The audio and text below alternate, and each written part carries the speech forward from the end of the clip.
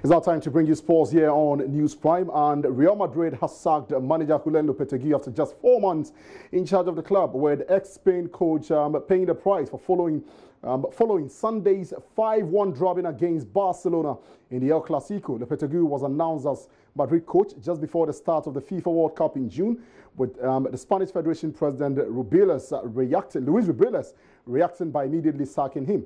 His first game in charge of Real Madrid was a 4-2 defeat to neighbours Atletico Madrid in the UEFA Super Cup. Lopetegui lasted just 14 matches in total, with 6 wins, 2 draws and 6 defeats. President of the Ghana Olympic Committee, Ben Nunu Mensah, is hopeful Ghana's hosting of the 2023 All-Africa Games will compel the nation to invest in the athletes ahead of the Games. This will be the first time Ghana will be hosting the competition and will join the likes of Congo, Brazzaville, Mali, Nigeria, Algeria, Kenya, Egypt, Zimbabwe, South Africa, and Mozambique as the only countries to have hosted the event. The biggest benefits that we're probably going to get from hosting these games, it wouldn't be the infrastructure that we're putting up. But I think that for the first time in about 9 years that I've been closely associated as a federation head, we will now turn attention and invest a little bit of money into the so-called least finance sports, into the so-called young boys and girls who, even without any financing, without any support, have always gone out there and raised high the flag of Ghana. For me, that is the biggest benefit we are going to get. And I get that kind of commitment from the minister that, okay, now we have to start looking, we're having infrastructures. Okay, that's fine. But in 2023, like Charles said, our athletes going to be ready. And I think that for me, that is the biggest benefit I see coming to the so-called least finance sports.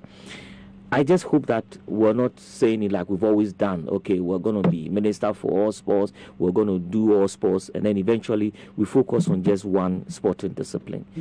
We can put up all the infrastructures.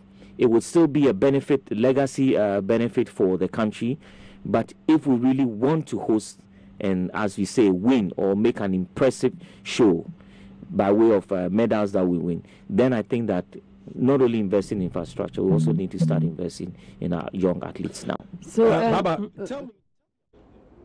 Let's turn our attention now to boxing. And week 2 of the Fist of Fury Boxing League came off over the weekend at the Bukom Boxing Arena. Theophilus Tete stole the night as he knocked out his opponent, Joshua Bono, in the featherweight category. Here's a report by Abigail Senasusu. The second week of the Fist of Fury Boxing League came off at the Bukom Boxing Arena on Friday evening with a flag hoisting ceremony. There were 16 amateur bouts after the juveniles have performed.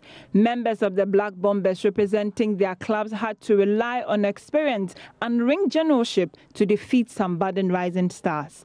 In the 4 professional bouts, lightweight Richmond Ashley knocked out Emond Doji in round 2. Super featherweight Felix Williams used his experience to technically knock out young Isaac Okine in round 4, and super middleweight Jacob Dixon also won his first fight against Abdul Karim by a knockout in round 1. Featherweight contender and aspiring champion Theophilus Tete was the boxer of the night as he showed real boxing skills to knock out his hard-punching opponent Joshua Bono from Bukom.